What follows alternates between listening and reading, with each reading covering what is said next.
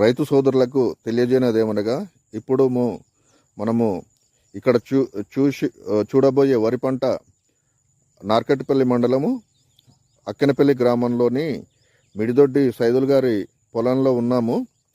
ఇక్కడ ఈ పంట టాటా వారి ధాన్య DRH 834 వరి రకము.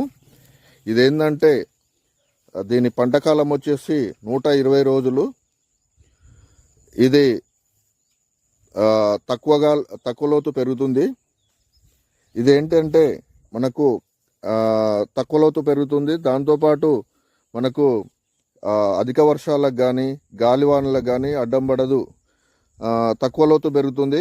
ఇంకోటి ఏంటంటే దీని కంకి పొడవు చూసుకుంటే దాదాపు మనకు 28 నుంచి 30 సెంటీమీటర్ల వరకు ఇక్కడ ఉంటుంది. ఇది చూడొచ్చు. ఇక్కడ కంకి పొడవు కూడా గింజ కూడా నాణ్యమైన గింజగా ఉండేసి ఇక్కడ ఏంటంటే గింజ పొడవుగా వేపది రకంలాగా ఉండేసి మనకు గింజ IKP సెంటర్లో కానీ మార్కెట్లో కానీ ఈజీగా అమ్ముడుపోయే రకంగా ఉంటుంది.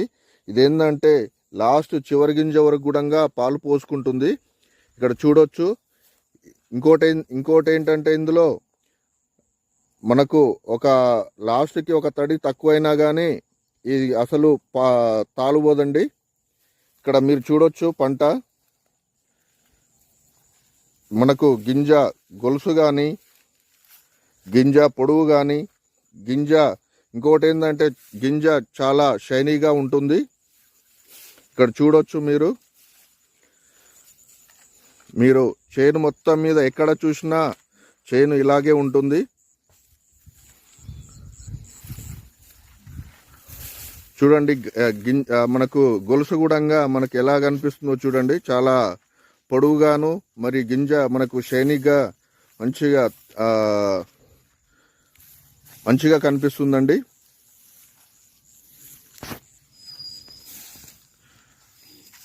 దీంట్లో ఇతను ఈ మిడిదొడ్డి సైదులు అనే రైతు ఇంతవరకు ఒక స్ప్రే కూడా చేయలేదండి. ఒక్కసారి కూడా మందు కొట్టలేదు. మందు కొట్టకున్నా కానీ ఇది మంచి పంట అయితే వచ్చిందండి. ఇది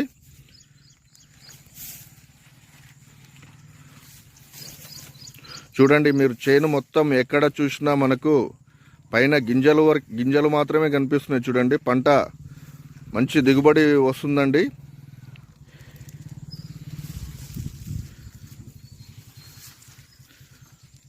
చూడండి. ఎక్కడ చూసినా మనకు గింజ మనకు క్లియర్గా కనిపిస్తుందండి.